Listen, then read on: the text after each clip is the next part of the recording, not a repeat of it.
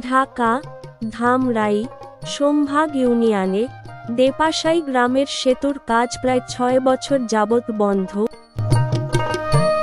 এই সেতুর কাজ বন্ধ হওয়ার কারণে মানুষের চলাচল যাতায়াত ভীষণ কষ্ট হয়ে পড়েছে। অতঃপর মানুষ নদীটি পার হচ্ছে নৌকা দিয়ে।